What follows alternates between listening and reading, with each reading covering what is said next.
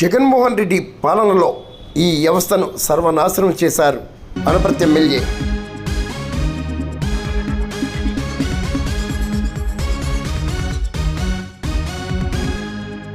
గత వైఎస్ఆర్ కాంగ్రెస్ ప్రభుత్వ హయాంలో ఇరిగేషన్, డ్రైనేజీ, వ్యవసాయ రంగాలను ప్రశ్నపట్టించారని అనపర్తి ఎమ్మెల్యే నల్లమిల్లి రామకృష్ణారెడ్డి అన్నారు.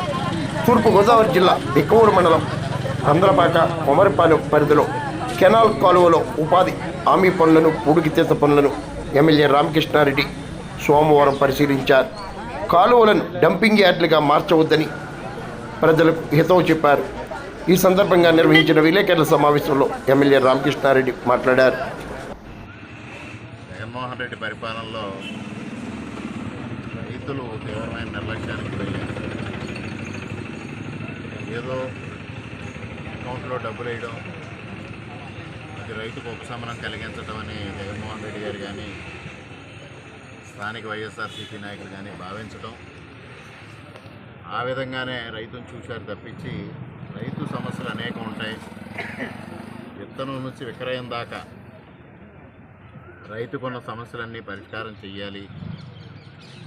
అప్పుడు మాత్రమే రైతుకి పంట పండించడం అనేది గిట్టుబాటుగా మారుతుందనే విషయాన్ని పూర్తిగా విస్మరించడం జరిగింది.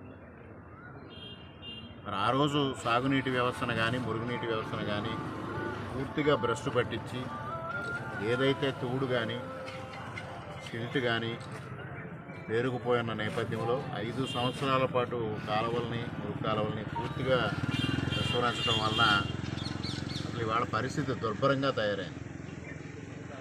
మరి నేను 11 నెలల క్రితం శాసనసభ్యుడిగా ఎన్నిక కాగానే ప్రమాణ స్వీకారం కూడా చేయకుండానే రైతులకి మొదటి పంటకు ఇబ్బంది కలగకూడదని ఆ రోజు ఉపాధి హామీ పథకం ద్వారా తూడు తొలగించే కార్యక్రమాన్ని మన నియోజకవర్గంలో పెద్ద ఎత్తున చేపట్టడం జరిగింది.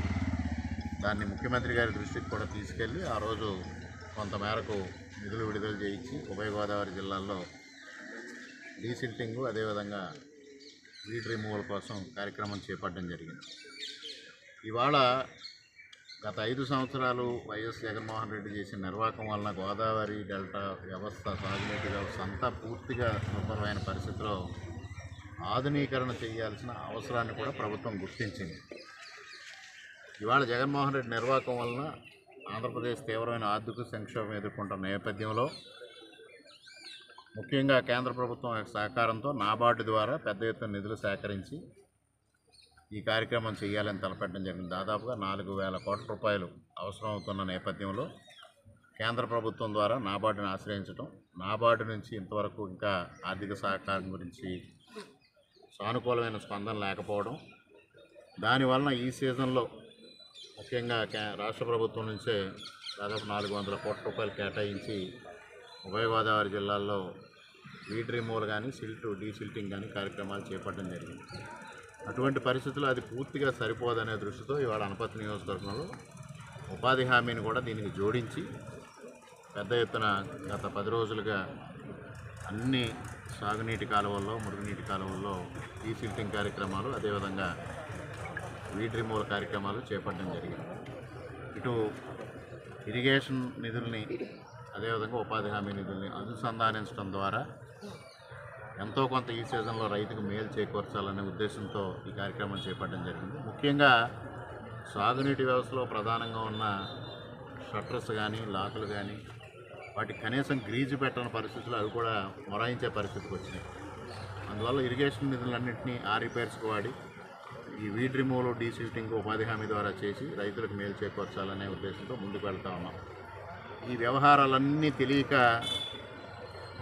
రైతుల గురించి జగన్మోహన్ రెడ్డి హయాంలో ఏదో మేలు జరిగిందని మాట్లాడే నాయకులు అసలు రైతుకి ఏ సమయంలో మేలు జరిగింది, 2014-19 కాలంలో మేలు జరిగిందా, 19-24 మధ్య కాలంలో మేలు జరిగిందా, మరలా 24 నుంచి సంవత్సర కాలంలో మేలు జరిగిందా అనే విషయాలపైన కూలంకషంగా చర్చించడానికి మేము సిద్ధంగా ఉన్నాం. ప్రతి విషయంపైన మేము చర్చకు వస్తాం. అభివృద్ధిలో కానీ, గత రైతు సంక్షేమంలో కానీ, ప్రజల సంక్షేమంలో కానీ వస్తామంటే వెన్ను చూపే నాయకులు ఇవాళ సోలో వీడియోలు తీయడం ద్వారా మాట్లాడుతూ ఉన్నారు. దయించి రైతాంగం కూడా అర్థం చేసుకోవాలి. ఇప్పుడే మేము చూసాం, ఏదైతే పందలపాక ఫుట్ ఓవర్ బ్రిడ్జ్ దగ్గర చూస్తే పరుపులు కూడా ఇవాళ డీసిల్టింగ్ చేసే కార్యక్రమంలో పరుపులు తీయాల్సి వచ్చింది. ప్రజలు కూడా మురుగునీటి వ్యవస్థను కానీ సాగునీటి వ్యవస్థను కానీ ఒక డస్ట్బిన్ల మాదిరి వాడొద్దని ఈ సందర్భంగా దయించి అందరికీ విజ్ఞప్తి చేసుకుంటూ సెలవు.